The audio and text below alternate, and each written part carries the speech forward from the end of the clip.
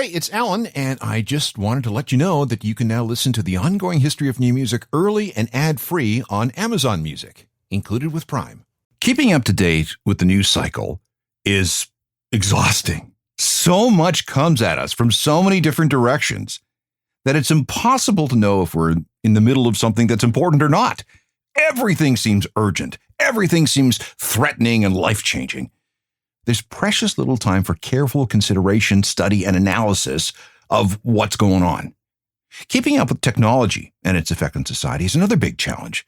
One moment, everyone seems to be caught up with a particular gadget or app, but in a month or even a week later, that's old news. Everybody's moved on. Remember how the world was supposed to end when the planet's computers melted down over the Y2K bug? Wasn't the world supposed to end with the end of the Mayan calendar in 2012? Were we supposed to have run out of oil by now? When you mix technology with the news cycle, our ever-shortening attention spans, how the world is connected 24/7, and how we're able to individualize everything that we take in, it's really easy to lose track of what the hell is actually happening. One of my favorite doomsday predictions had to do with the Large Hadron Collider along the Swiss-French border. Before it was switched on, people were saying that scientists risk creating an artificial black hole that would instantly suck everything into oblivion. Oh, and don't get me started on conspiracy theories, chemtrails, flat earthers, 9/11 was an inside job. The U.S. government is using a facility in Alaska to control the world's weather. This is why it's important every once in a while that we stop and take stock of things. Big picture stuff matters. Long-term consequences matter. The knock-on effects of something that was once considered inconsequential and unnoticed matter. It's difficult to remember what exactly happened over the last week or the last month or the last year. It's even more difficult from today's perspective to determine what really mattered over the long term. Even so, what were merely transient distractions may have turned out to be groundbreaking in the long run. Was that thing a fad, or was it predictive of something bigger in the future? And then there's music. So much has changed in a very short period of time. And now that we're a quarter of the way through the 21st century, yeah, I know, enough time has passed so that we can look back on what happened with music with some clarity. Welcome to a special ongoing history of new music series. These are the 100 most important moments in rock in the 21st century so far. Here is part 1. This is the Ongoing History of New Music podcast with Alan Cross. Hello again, I'm Alan Cross, and this is the first of a 10-part series looking back on the first 25 years of the 21st century to figure out what happened with music, and rock specifically, so that we know how we got to where we are today. And because people love lists, that's exactly how we're going to tackle things, starting with moment number 100 and then working our way down to number 1. Now, this may not be your definitive list, and there will be some arguments about how I've ranked everything, which of course is fine. But the important thing, though, is to remember what happened and to remember how these things, these people, these events affected music and the industry, and us as fans of music. You're probably already thinking of things that should be included. So let's find out if you and I agree on this list. And as we do this, please keep track of things that you think I might have missed. We'll start with, like I said, of course, moment number 100. And I'm going to call this reunion fever. So many bands of all eras got back together over the past 25 years. Why? Well, the short answer is money. Once CD sales started to crater in 2000 and 2001, once healthy revenue streams began to shrink. Acts that had seen nice royalty checks every 6 months for years, decades even, saw those numbers on those checks getting smaller and smaller and smaller. So maybe it was time to get the band back together to play a few gigs. Meanwhile, large promoters like Live Nation and AEG needed to sell tickets for festivals, stadiums, amphitheaters, and arenas. And as the new century wore on, there were fewer and fewer new acts reaching the superstar levels of heritage performers. Therefore, The most reliable way to solve these two problems was to appeal to boomers and Gen Xers, and later millennials, with strong feelings of nostalgia for the music of their youth. These demos also had disposable income that they were willing to spend on concert tickets and merch. With artist revenue shrinking, promoters needed to fill these venues, and millions wanted to relive the music of their youth. It became evident very quickly that there was big money to be made by bringing back bands from the 90s, the 80s, the 70s, and even the 60s.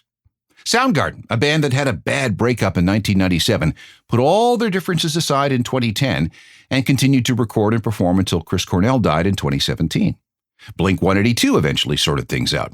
So did the Smashing Pumpkins and Blur, and even the Stone Roses managed to hold it together for 6 years starting in 2011. The list of reunions is long.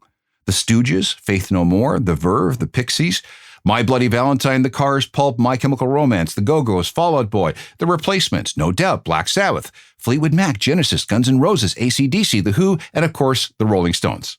You get the idea. And this strategy has paid off far more times than it's failed. Just ask the Police. This is a group that never did get along. But when Live Nation's head of global touring, Arthur Fogel, put an offer on the table, the numbers were so big that there was just no way the guys could turn it down. The Police reunion tour of 2007 and 2008 grossed $359 million. That's $508 million in today's cash.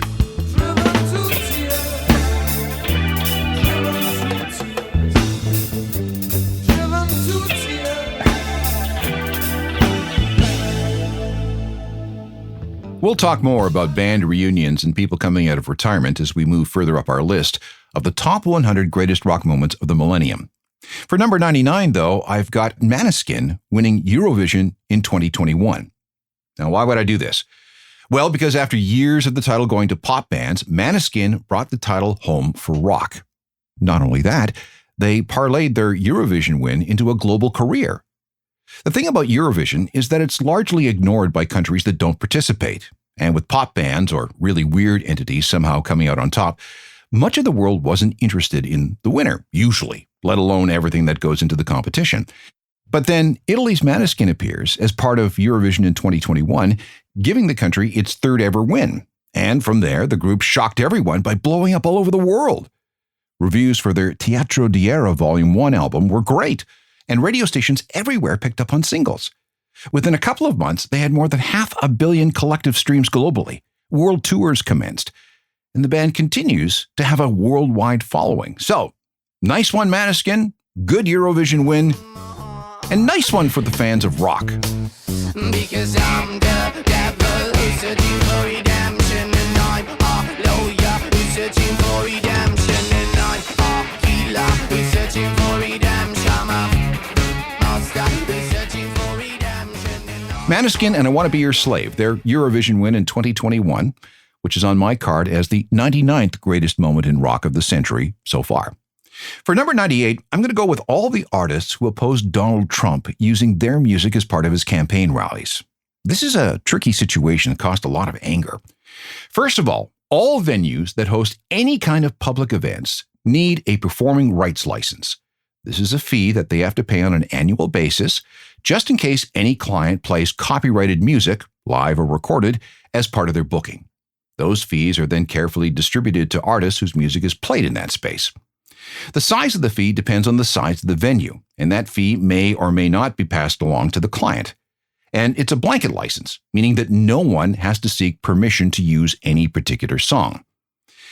Well, here's where the Trump campaign's argument begins. If a rally took place in an arena, for example, the arena's blanket performing rights license took care of the music rights. The Trump campaign, or any other campaign for that matter, didn't have to worry about getting permission to play whatever songs they wanted.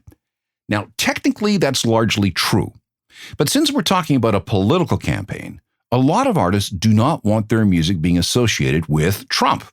Many complained, all the way to filing cease and desist orders and lawsuits. The list of artists against Trump using their music is long.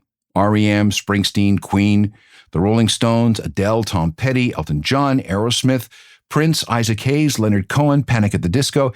Even the Village People initially wanted Trump to stop using YMCA and Macho Man at his rallies. And here's another band that filed a complaint over the use of this song without permission in a Twitter video. They were successful, and that video was taken down. Every time I tried so hard and got so far, but in the end, it doesn't even matter. I had to fall to lose it all, but in the end. The controversies over songs used at Donald Trump's political rallies. Moment number 98 in the top 100 moments of rock in the millennium so far. I'm going to put the rise of artist residences at number 97. Touring is hard. You're on the road for months at a time, airport to airport, long bus trips, an unending series of hotels and weird hours. It's absolutely exhausting. But you have to go to the people with your music, right? Or do you? What if you could get fans to come to you? The Rolling Stones tried this on a limited basis a while back. But then Las Vegas really got into the game. Vegas residencies have been a thing for decades, going back to before Elvis at the Las Vegas Hilton. That gig extended from July 1969 to December 1976. With more and more hotels opening bigger and bigger performance spaces, and with Vegas trying to diversify from being just a gambling destination, the number of artists signed to Vegas residencies increased. Celine Dion was one of the first to accept such a modern deal. This was in 2003. Over the next 4 years, she helped redefine the Vegas entertainment scene. Sure, people came for the slots and the blackjack, but they also came to see Celine. She was such a big deal that she had a second Caesars Palace residency from 2011 to 2019. Then came Britney Spears at Planet Hollywood. She was the first mainstream pop star to sign a multi-year residency, 2013 to 2017. She sparked a new trend for pop stars in Vegas. That led to Lady Gaga, Prince, the Backstreet Boys, Mariah Carey, Cher, Shania Twain, Bruno Mars, Adele, and dozens more. And it wasn't long before rock bands started entertaining and accepting offers. David Lee Roth, Aerosmith, Motley Crue, Journey, the Eagles, and Billy Idol among them. And residences aren't just limited to Las Vegas. In 2024, Live Nation built a temporary pop-up stadium in Munich that held 80,000 people. They created Adele World, a place where she could perform twice a week for a month. 730,000 people attended, spending enough money to break the record for a non-Vegas residency. $240 million over just 10 shows. And that month, €500 million poured into the city. But back to Las Vegas for a second. U2 was the first act booked at the $2.3 billion Sphere. 40 shows, 663,000 people, and a box office of $245 million. I was at one of those shows, and I gotta say, it was pretty spectacular.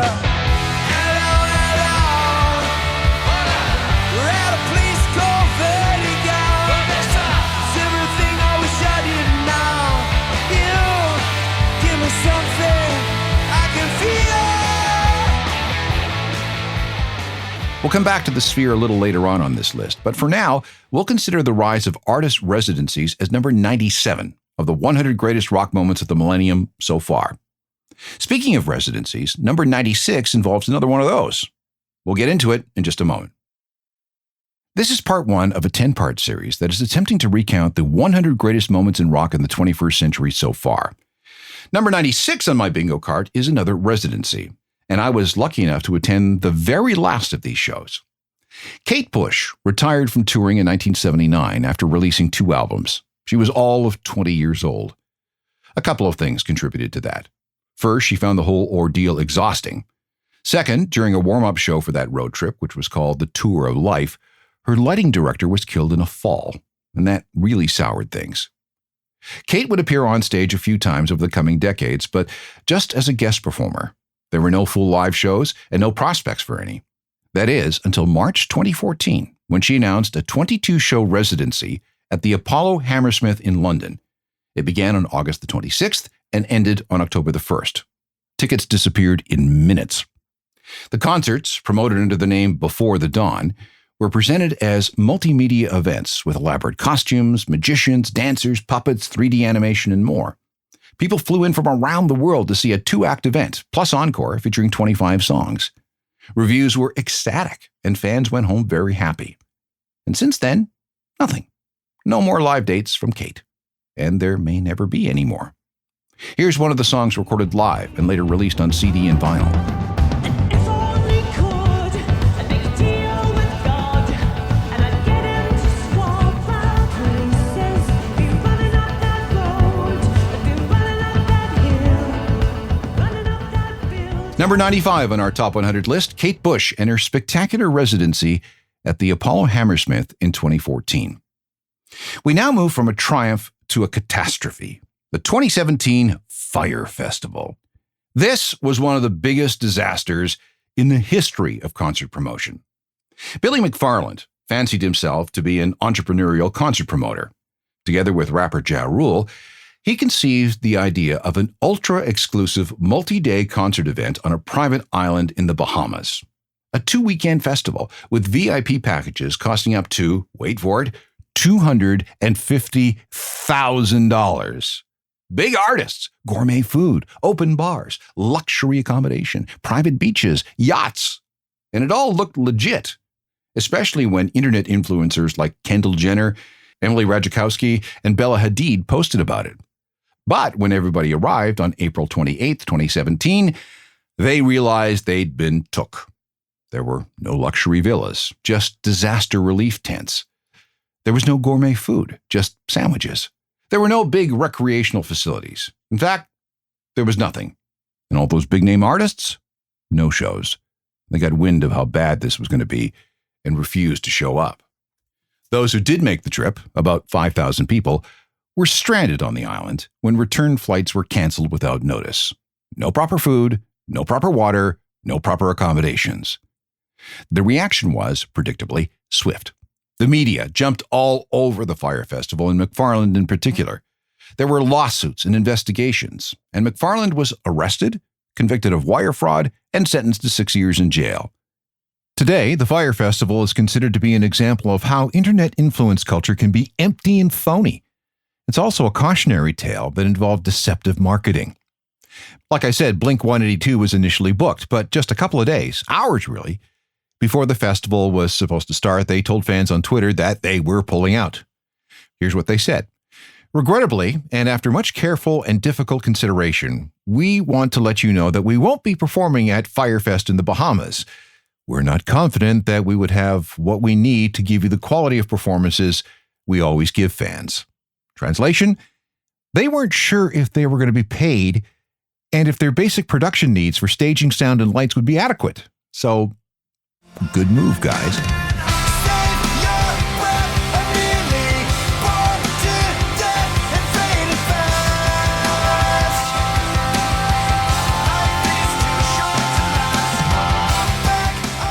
Bored to Death from Blink-182's 2016 album California. They were planning to play that song at the Fyre Festival before they wised up and pulled out. Moving to greatest rock moment of the millennium, number 94, we have the gold rush for artists' catalogs. In the late 2010s, a number of companies began buying up the rights to artists' music. They had names like Primary Wave, Hypnosis Song Fund, Roundhill, Concord, and half a dozen others. For artists, this was a pretty cool opportunity. Yes, they sold off their life's work, but for a price determined by a multiple of what their songs generated over a given period of time. They got money up front for years of royalties, ensuring financial security for the rest of their lives. If there was a downturn in the music industry, no problem. They couldn't tour anymore? No problem. They had their cash. Want to make other investments? Now you have the money. Want to get into philanthropy or activism? Easy. Estate planning for your family and heirs? Now's the time to do it. There were tax advantages too. Taking royalties as they came in, that mailbox check every 6 months, counts in most countries as a salary, and you are taxed accordingly. Taking the cash up front makes it capital gains, which is taxed at a lower rate. So what would you do? Pay 50% tax or 20%? Yeah, I thought so. On the other side, the purchasing companies and their investors see owning song catalogs to be a very lucrative long-term proposition if the songs are exploited and monetized correctly. And because they're playing the long game, so they can make all their money back, A side effect for the artists is that they will see their music stay in the public's consciousness for a lot longer than it otherwise would, maybe 50 or 75 years longer. I've been maintaining a running list of artists who have made the plunge, and as I sit here, there are more than 200 names on this list. The biggest deal so far is a $1.3 billion deal for everything Queen. Bruce Springsteen got $550 million. A chunk of Pink Floyd, $400 million. Kiss, $300 million. Even Silverchair cashed in. They sold their entire catalog to Sony. How much? Well, that's the thing about some of these sales. The price is sometimes kept secret. But you got to think that Silverchair walked away with something worth at least 8 figures.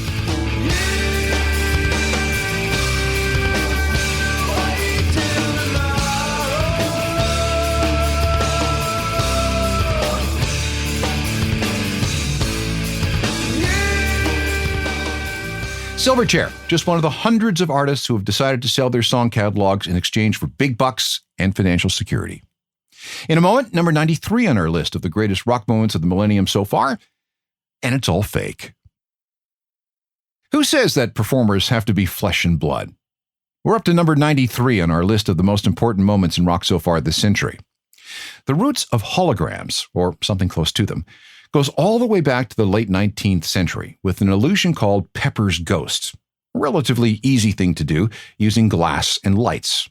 If done properly, you see a 3D image on stage, but it's not exactly a hologram. It's just a projection. In 2007, a very dead Elvis Presley appeared on American Idol to duet with Celine Dion. This used archival footage and some really smart editing and projection techniques. This was a big advancement in the technology. Then in 2012, a very dead Tupac Shakur showed up at Coachella during a set featuring Dr. Dre and Snoop Dogg. Although it was billed as a hologram, it was actually more like a sophisticated take on Pepper's Ghost and those techniques. It looked awfully lifelike and was a turning point in the development of hologram performances. Another big moment came during the Billboard Music Awards in 2014 when a very dead Michael Jackson performed the song Slave to the Rhythm. This involved some CGI and body doubles. By this time, hologram tours were being developed. In 2018, Buddy Holly, dead since 1959, and Roy Orbison, dead since 1988, were on stage again as holograms. So was metal singer Ronnie James Dio, even though he died in 2010. 2 years later, there was a Whitney Houston hologram tour that came with a live band, dancers, and more. And finally, ABBA Voyage, a trip back to the ABBA of the late 1970s and early 80s in a purpose-built theater in London. All the members of the band are still alive, but have no interest in performing. Through the use of motion capture suits and some really cool projection technology, it really does look like the 4 members of ABBA are there on stage. And there's more coming too, although the technology still has a long way to go. Right now, you need to know that holograms still need to be projected onto something like glass. No one has found a practical way, at least not yet, to project a 3D image in thin air. But with advances in augmented reality, virtual reality, and artificial intelligence, who knows where things might go. In 2005, Gorillaz, already a virtual animated band, appeared on the MTV Europe Music Video Awards with 3D illusions of the band's characters. Again, not actual holograms, but a very cool effect.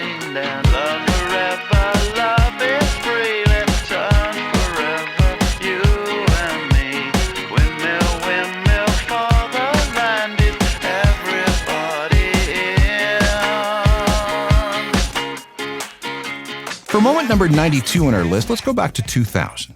Pearl Jam was always a bootleg-friendly group.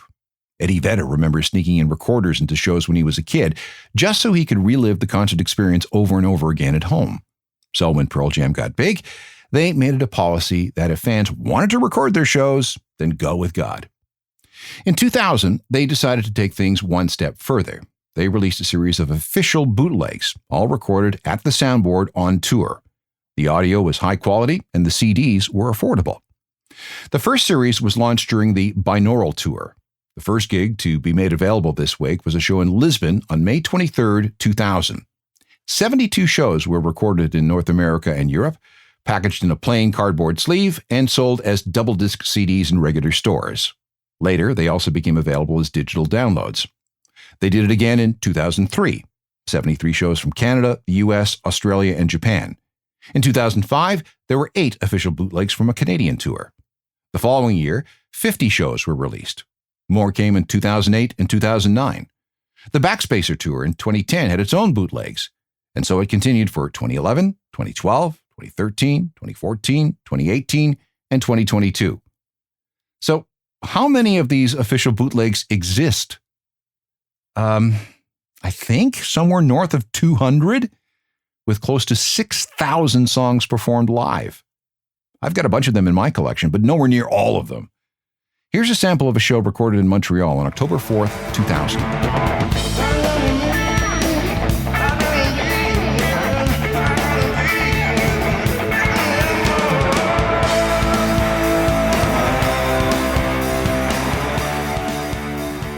The last great moment for this episode is number 91, and I'm bringing in the impact of Myspace, one of the first great social media platforms.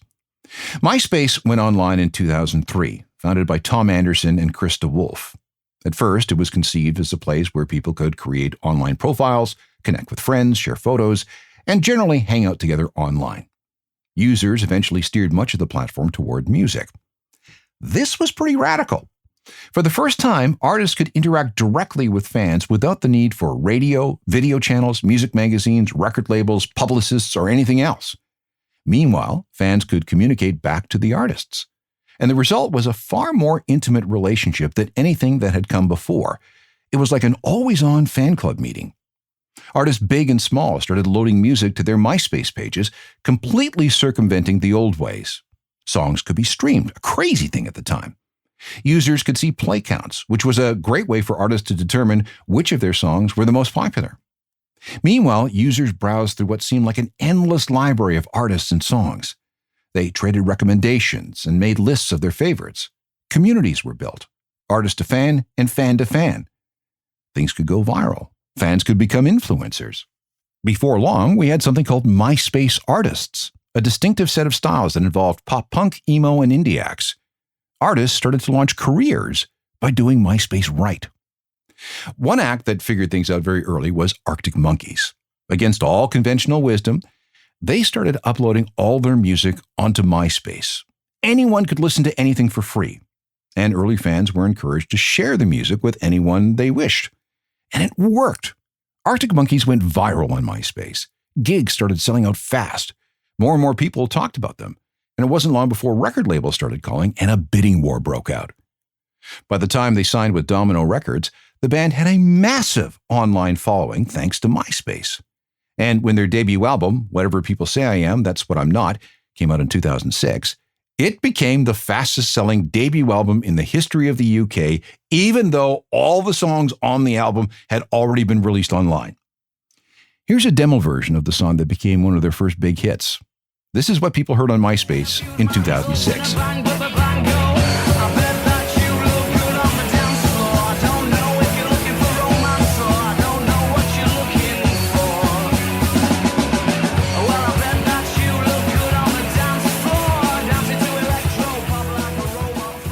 The Arctic Monkeys basically broke the music industry with their use of Myspace.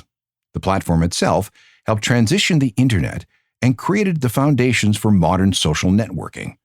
It was eventually crushed by Facebook and other companies, but for a while, Myspace was the biggest online deal in music. Let's review the 10 items on this list of the 100 greatest rock moments of the millennium so far. At number 100, reunion fever, and the trend for old bands to get back together to cash in on a certain type of nostalgia and to replace lost revenue from declining CD sales. 99 was Måneskin's surprise win at Eurovision in 2021. 98 had to do with all the artists that went after Donald Trump for using their music in his campaigns. The trend toward more artist residencies and having fans come to the artist rather than the other way around was number 97. At 96 was Kate Bush's historic 2014 residency in London. We talked about the disastrous Fyre Festival at number 95, the gold rush for buying song catalogs at 94, and hologram shows at 93. And then there was Pearl Jam's massive releases of official bootlegs at 92. And finally, the disruption of the music industry by Myspace at number 91. At part 2 of 10, we'll look at a botched attempt by an MP3 player, how a record label tried to wreck our computers, and our first death on the countdown. That and a lot more coming up. Meanwhile, let's talk about these moments. I'm on most of the social media platforms, and you can send emails to alan@alancross.ca. There's my website, a journalofmusicalthings.com, that's updated every day, and you should have the free daily newsletter by now. If you don't, sign up for it. And don't forget my other podcast, Uncharted, Crime and Mayhem in the Music Industry. What happens when true crime meets music? I will show you. See you next time for part 2 of the greatest rock moments of the millennium so far. Technical productions by Rob Johnston. I'm Alan Cross.